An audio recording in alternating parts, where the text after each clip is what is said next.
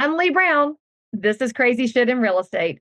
Today, you're going to hear from an industry pro in Pennsylvania, Lynn Sharer, and we'll talk a little bit about agent education, agent perspectives, and frankly, if this is your newest career, you'll have some great advice here to help you become more successful sooner. So enjoy the conversation, and I'll see you on the other side. Well, hello, I my thought I friend. was. How are you? I thought I was already, and then bingo. You're staring at your headshot, but it reminds me you need to update your headshot because your current hair is even better than that. Thank you. I'm working on it I mean, it should always be a work in progress, right? always, but at least you recognize me. So, we both have seen headshots that are way bad. It's so tiresome. Don't they know? I mean, I think they know in their heart of hearts that they don't look like that anymore. I would have to think they do. I mean, But I I embrace mean, my age. I'm good with that. yeah. Well, you're going to age. What's the alternative? Yeah, the alternative is So, it all. right. Woo! Yeah. But I've stood in front of people with their cards in my hand and I'm waiting for so and so. And that's not you. Oh my gosh. There used to be one on my desk that was my favorite bad card. Let me see if it's my girls cleaned up my office. They may have hidden it. She's currently handing this card out, and she's got a phone. Like realtors used to have the phone in their headshot, and it's a manual line with the extension coil cord on it. And Oh it's my not gosh. ironic. It's not like she's 20 being ironic. She's probably in her late 70s, and it probably is still her phone. And I'm thinking, lady, that's not your friend. No, and we don't even use those in the office anymore. No, and thank heavens. Oh my gosh, yeah. That's for Woo! sure. Well, So, how tell me you what's been? going on in Pennsylvania world. Are you under a pile of snow right now? It's snowing right now. We've got about maybe 2 inches out there. Also, Not. Concord would shut down, so I'm sleeveless right now, and it's about 50 degrees outside. So just to make you jealous. It's about 23 right now. I like 50 much better than 23. I think it's more my jam. Oh, me too. And we haven't had snow in 2 years, so everybody's Oh, panicking and they don't know how to drive in it. And all the schools are closed. oh yeah. We we have 2 inches. I So get tickled about the school closures because I've seen schools that close for wind and because it's cold outside, and they have all these reasons to quit. But when I was young riding the school bus, I vividly remember one day that we were riding home from school and the roads were icy because it had been freezing rain, and the bus started to slip off the road, and the driver just said, "Everybody to the left." And so all the kids just went to the left, and we rocked the bus back off the ice and off we went. And I told my kids that story. They said, "Mom, that didn't happen." I said, "It happened. yes, it did. We're tougher than you are." Oh, absolutely. Oh, absolutely. But Yeah, they Lynn, don't. maybe that's how we survive in real estate because we grew up tough. Yeah, but what happens to the next generation? God help us all. I don't know. They're going to have to toughen up at some point. Let's just be honest. Oh So, my gosh. so tell my people, I've already given away that you're in Pennsylvania. Tell them a Yeah. little bit about Lynn. Give us the Lynn nuggets so they can understand who you are a little bit. Well, let's see. I've been in real estate for actually 24 years now. Because we're twins. Yeah. Started right at the beginning of the year. Quit my job in December and started in real estate in January. Took the test the December 26th because I didn't have a choice. I had to pass. So did it, done that. Joined a real estate firm by walking in the door and running into my mother-in-law. So that was Oh, the firm I went with. Um, didn't know what I didn't know for sure. right. Definitely. And I thought after my first transaction, I thought, wow, I'm experienced now. I mean, it's amazing how boldly we proclaim our expertise at the beginning of our real estate career. Ah, But yeah, so and I have been with a couple of companies, big, small. Right now, I'm the managing broker of a boutique company. We have offices in Chalfont and Allentown, which are all in Pennsylvania. I have about 40 agents with me and pretty much done it all, seen most of it. Lynn, I'm also an educator. you never say that. You don't say you've seen it all. You know what you've just done. You've just called it down for 2024. You know what you did. I know, and I heard me say it too. You felt it coming out and you're thinking, I've got 40 agents. Any of them, all of them could have the next big scenario because 2024 is already off to a wild start. So Isn't I'll it? pray for you, my friend. Thank you. Yeah. So Tell us about your educating and speaking career because obviously you've seen so much. It's a great way to educate the next generation and help them not make as many mistakes. So tell them how you got started in that and a little bit of that story. well, actually, my second year in, I started to realize way how much I didn't know and how much there was to learn Right. continually, like trying to get a handle around what you need to know in real estate is and can be overwhelming. So I always knew that the best way to learn is to teach it because then you actually have to ground it in your head and be able to speak it. So I started mentoring and teaching new agents like the end of my second year, which was really good for them because I knew what they were going through. It was fresh, still going through it actually. Then I started continuing to teach because I used to get annoyed. Well, not used to, I still get annoyed with agents that don't know what they don't know. Right. And they start spouting off this stuff. And I'm like, no. And I mean, especially in today's real estate, when things are changing weekly, like, wait a minute, you're talking about something that we were doing years ago. That's really not current. So I started teaching, educate my peers on what I was seeing. And also, they were helping me understand more about what was going on in real estate because education is never a one-way street when we're teaching. We're always learning, and that's the fascinating part about standing up there and talking to people and they're going, I don't agree with you. I'm like, oh, okay, what's going on? Why not? Oh, you have a good point. Or wait a minute, that's not quite where you are. And so I've been doing that for almost 20 years now. And as you know, starting to step out and work on a national level, not just a local level.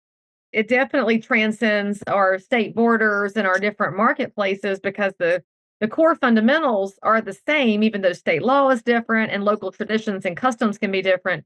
There's so much that you've done that could make an agent in Kansas better. And the wildest part about it is they're going to look at you as, oh, you said this, and they think you're this great expert because you're from somewhere else. And their broker is sitting there going, I told y'all this yesterday, but we get very numb and deaf to our local people because we're used to them. And you bring in an outside expert, and suddenly it's life changing. And you and I both know that these educational spaces in real estate can change somebody's business and thereby change their life.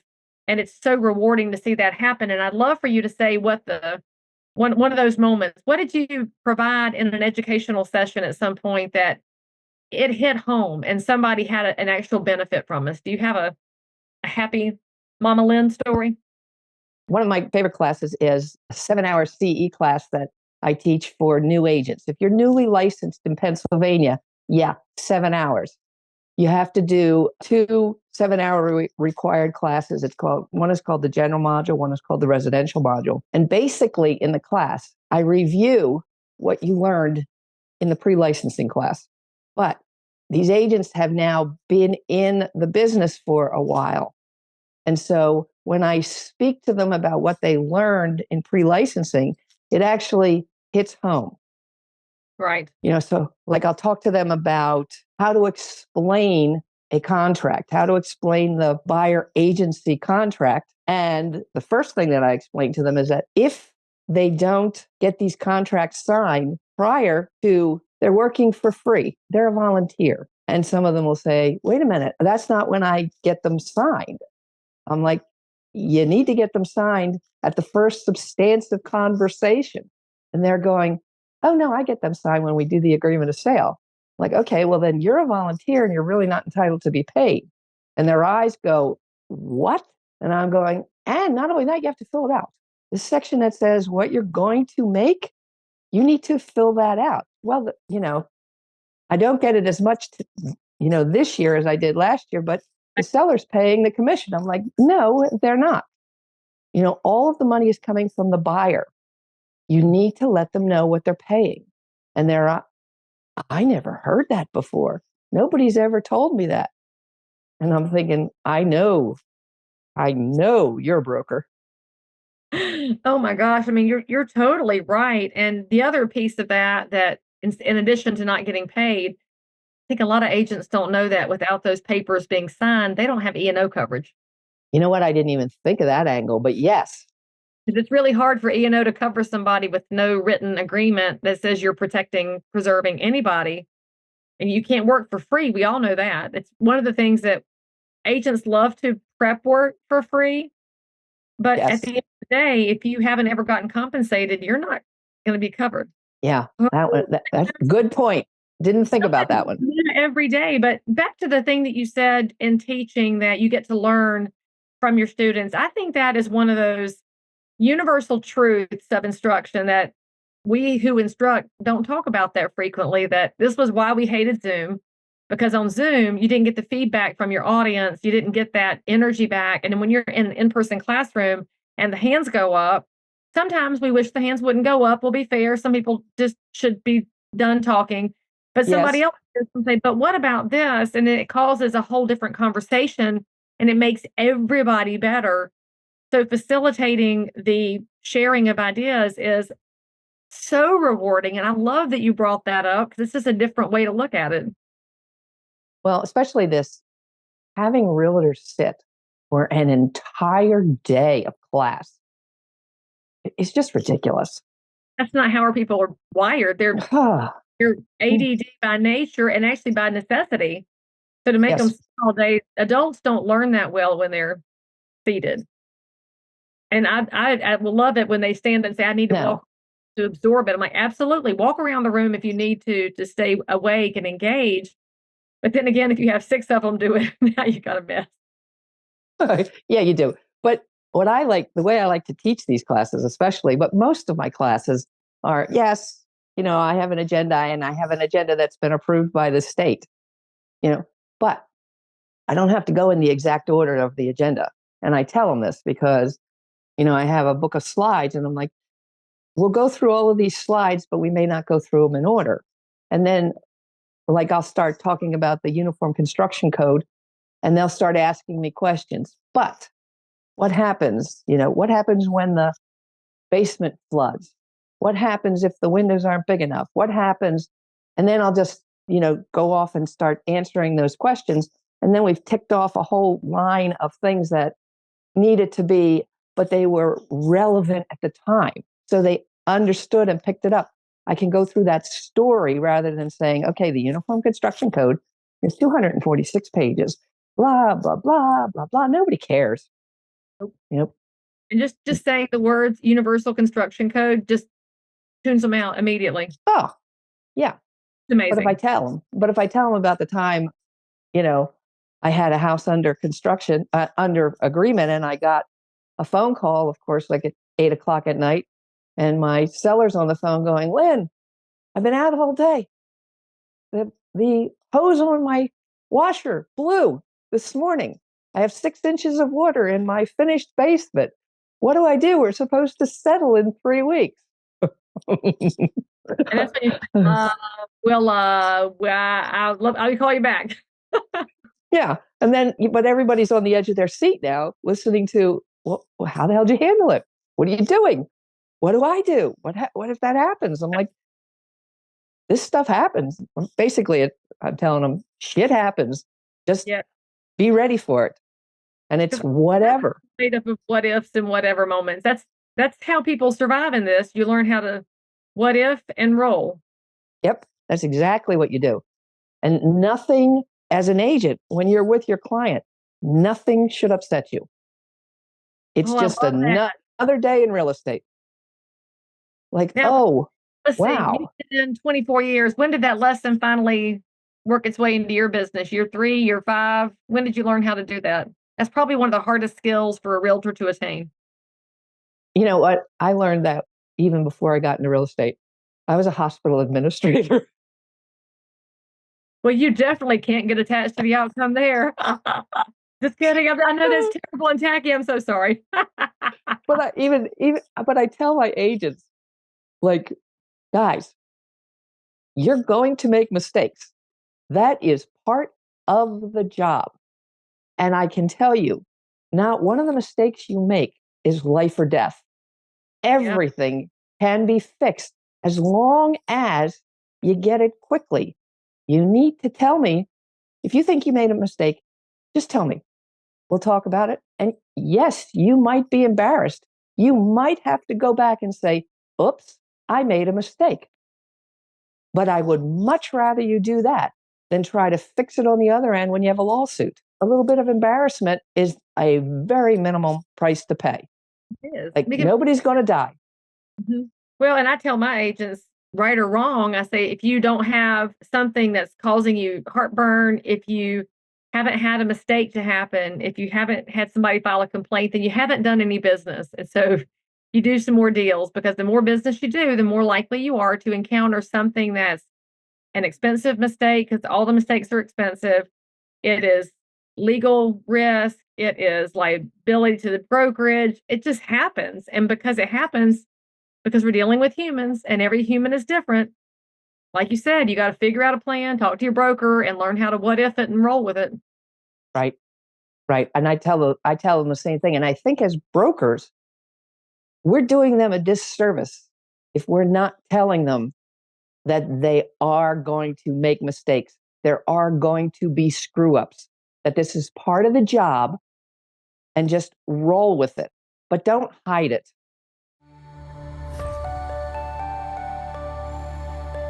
Is there a class that you took on the Yes. that's been good for you? I want to hear all about it. Yes. Okay. So I am in the progress of taking your How to Dominate During a Recession class. And oh my gosh, it's just absolutely the best.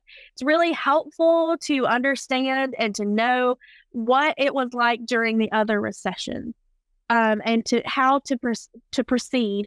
But also at the same time, in the back of your mind, remembering that every recession is not the same. So you have to be prepared, but you have to be flexible. So understanding, educating during this downtime in our market, educate, getting on top of that, and being prepared. So, take as many classes as you can, get involved with your association, just really, diving in has been, I'm so excited to get it completed, but, it's a great class. Well, I'm Highly so recommend. glad that you're finding it helpful. And I love what you said too, that every recession is different because whether the media wants to call it one or not, we know the economy is not feeling perfect right now.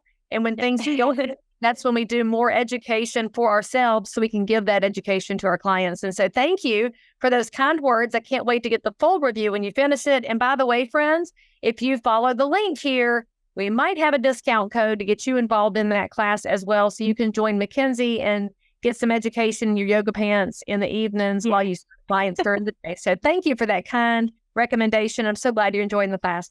Yeah, you're welcome. Exactly. That's when it gets really bad. But then when they make a mistake, especially as a new agent, because, you know how new agents are, they're like kind of walking a tightrope, making sure they don't do anything wrong, which is impossible, but they still try it. And then they make a mistake and they're heartbroken and they think they're a big failure. And, oh my God, I'm not going to do anything in this industry and blah, blah, blah. And, I grab them when they make their first mistake and I go, congratulations. Here's your first one. Not going to be your last. So let's go with this get one. out of the business. Right, exactly. But I have to be perfect, which carries over from your regular life. If you're a perfectionist, doesn't work. It just paralyzes you. You can't do the job. But these have caused a lot of that. Social media tells people they have to be perfect all the time. And you're absolutely right. It bleeds over into every aspect of life. So back to the next generation, how do we get them to embrace failure, embrace mistakes, embrace falling down and learning how to get back up and keep going? What are you telling your agents to help them get through the rough times besides welcome to the club? Well, I've been wondering about that. And now I'm to the point where, okay, go out and make your first mistake and come back and tell me when you're done. Go look for it. Yeah. And they look at me like, and I go, I'm not kidding. I said, it won't take you long to make your first mistake. Maybe your first meeting, maybe your second meeting, but go out and make your first mistake. Okay. Then we can get over that one. And then we can talk about the second one. And they kind of look at me like, no, I'm not allowed to make mistakes, because kids today, it puts so much pressure on themselves. I mean, even at school, they're like, if they don't get an A, it's the world is coming to an end. I'm like, no, this is how you learn. And they go, Write that down. That's good. Go out and find your first mistake. I love that, honey. yeah. And then they, because they can't make a mistake and they can't do anything wrong. And I forget what I was going to say there. I had another point and it just went right out of my head. I love what you're saying there, though, because I look at my kids, and my husband and I never put any pressure on them about grades. It was, your job is to go to school and handle your stuff. And then when they don't get the grades they want, they would beat themselves up. And I'm telling them, you're all right, but fix what you can fix and roll on. Yeah, I tell my kids, especially when they came home from college, my first question was, "Are you having fun?" And I have one, and she kept saying, yeah, I'm having fun." I'm like, "No, you're not. I'm your No, mother. yeah, no, you're not." And she looked at me, I'm like, "No, you should be having fun. Like when you come back, tell me you're having fun." And I asked her that for a year and a half. And I finally just said, "Okay, I think it's time for you to transfer." And she says, "All right, I'll think about it." So then it was her sophomore year when she came home from the summer. I said, "So are you having fun?" Oh my God, the floodgates open. "Oh, I met this person. I did this. We've done this. Blah, blah, blah, blah." I go, "Now you're having fun." She goes, "Yes, now I understand." And I was like, that's all I care about. The You pressure of know, this digital world is just crazy. it's ridiculous. And people put the Yeah. enjoyment and having fun on the back burner. And, even in real estate, you need to be having fun. And if you're having fun, more than likely your clients are enjoying the process. Absolutely. I mean, a burned out, bitter, exhausted realtor, nobody wants to be with them, but somebody that has a joy for the hunt of the house and the winning and the details. The clients are just, they get caught up in it. The energy is contagious. Yes. And then no matter what's going on in the process, like I said, stuff happens. You get an inspection report that you weren't expecting.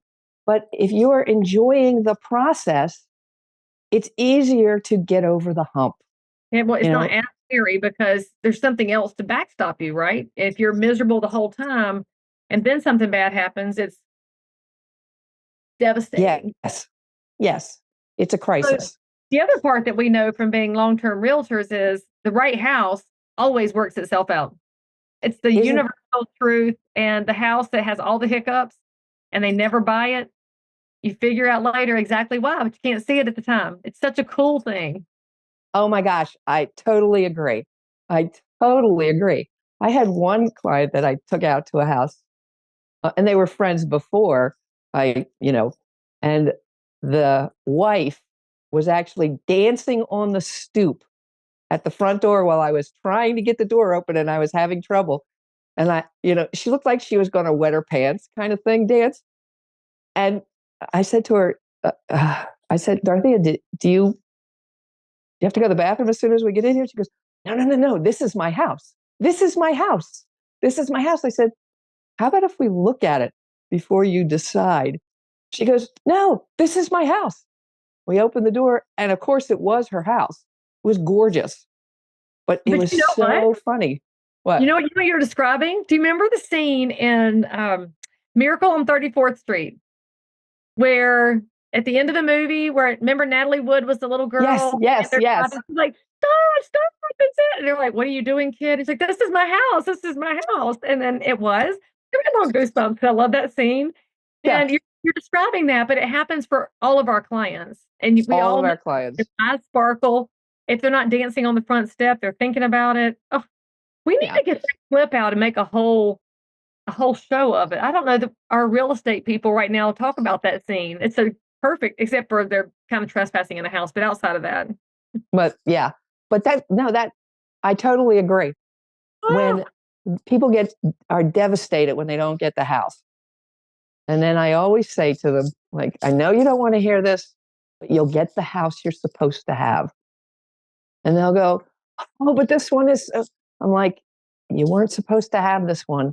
And they're devastated. I said, so take a couple of days, pull yourself together, and then we'll go out and look again. But you're going to get the house you're supposed to have, and you'll love it.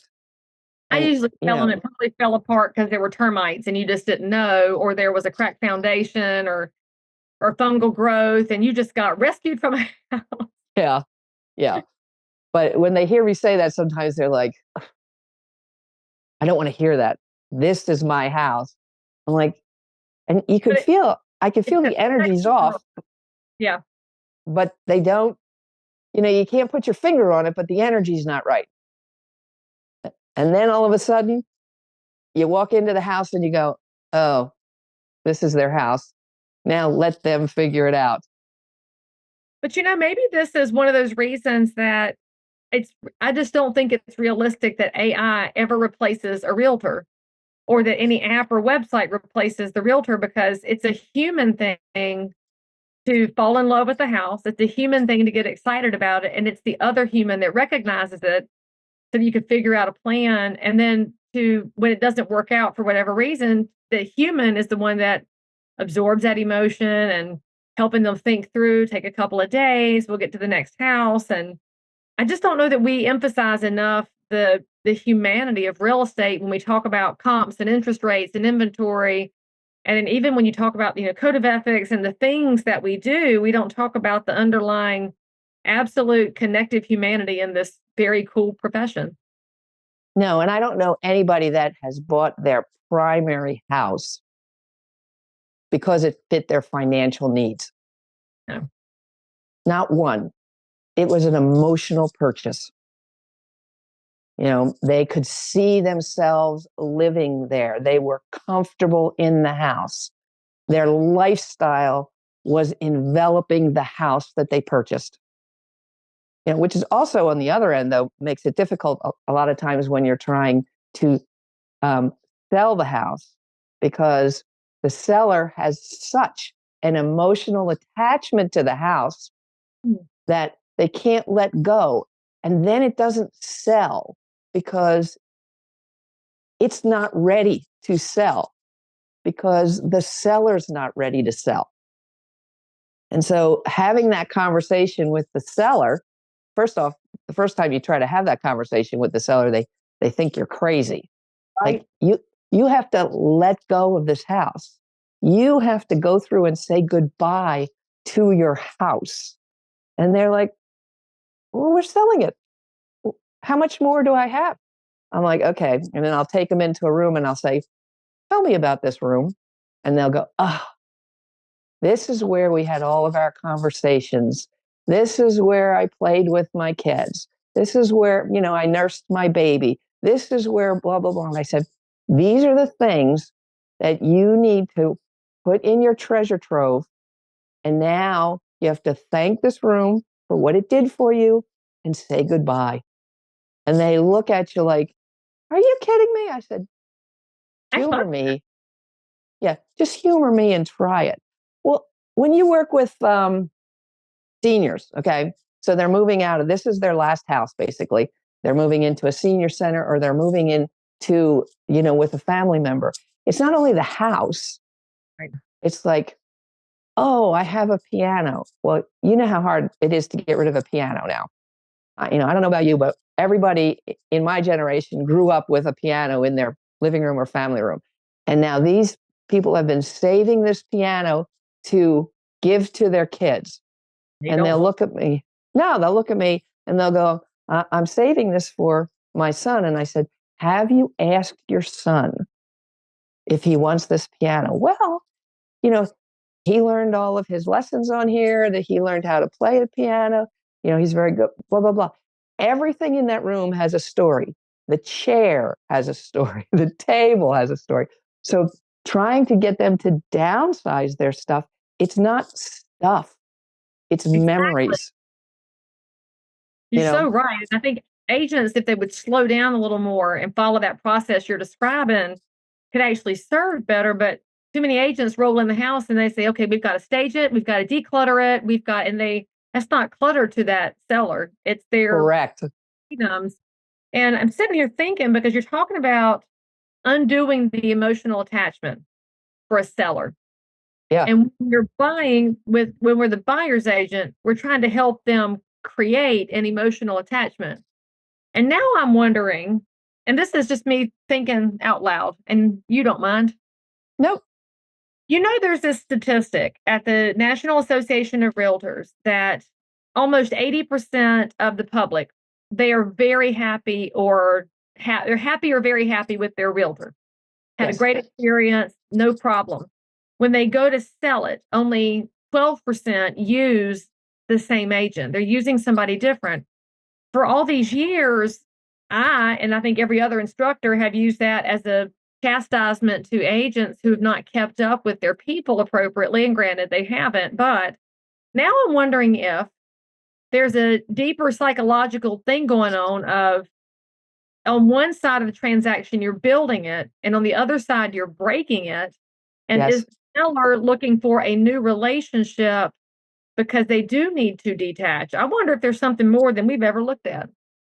I'll bet there is, because It houses all the emotion in this giant pile of money, and it's a management process. It definitely is. Yes, the money is really important, but it's really not what we deal with on a day-to-day basis. We deal with real people, and their psyches and what's going on in their heads. We're not getting to the money if we don't get past the, what are you thinking? What are you feeling? There's the title of your episode. You don't get to the money if you don't get to the core of the feelings. I like it, Lynn. I like it. Yeah, I mean, you're dealing with actual human beings. The AI cannot deal with a feeling, and never will. And I mean, and I know you do the same thing. You have a new client, you talk to them, you're educating them, you're talking to them the entire time you're out with them. And by the time you get to okay, I want to put in an agreement of sale, pretty much they're saying, what would you do, Leah? What would you do? Oh, is that what you would do? Okay, we'll do that. And to the point where sometimes I say, wait a minute, guys. I'm not living in your house. You are. So take a step back, and you've asked me what I would do, but now look around and decide what it is that you want.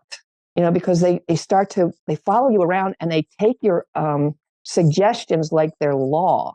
And I take a step back and go, whoa, whoa, whoa, whoa, whoa. Okay. Here's 2 different scenarios, or here's 3 different scenarios. And then of course they'll go again, well, which one would you pick? And I'm like, well, wait a minute. All right. If you pick this one, this will happen. If you pick this one, this will happen. If you pick this one, this will happen. What is it that you want? Well, because a lot of times people are just afraid to make decisions. And that's one of the key things that we get to do is guide, but don't make the decision. So if you're in real estate, don't misunderstand us that we're saying you should make the decision for them, but they are looking for your guidance so they can make it. And that's probably why so many agents need to take a step back and don't boss, give pros and cons, and then just guide people. Now, Lynn, if somebody wants to talk to you about these educational offerings that you have, if they want to talk to you about Pennsylvania real estate or anything at all in life, what is the best way to find you? The best way to contact me, because I'm not real good at Facebook, but I'm trying to get better. So Facebook is Lynn Sharer, and my email is really hard. Lynn@lynnsharer.com. realtors.com. And for all of you that you got panicked there when she said it was hard and you quit writing, don't worry, because all of Lynn's contact information is in the show notes for this episode.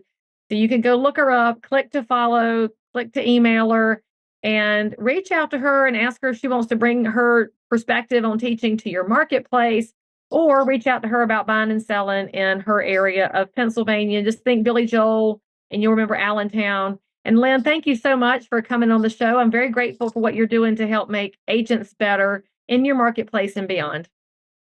Thank you. You're great. I appreciate it. It's been fun. All right, friends, subscribe and follow. Say something nice about Lynn in the comments too. It's very important that you tell Lynn something nice. Thank you. All right, and we'll see you next time. Bye-bye. So if you found value in this episode, please like and subscribe to this channel, turn on the bell, and catch another amazing episode by clicking above.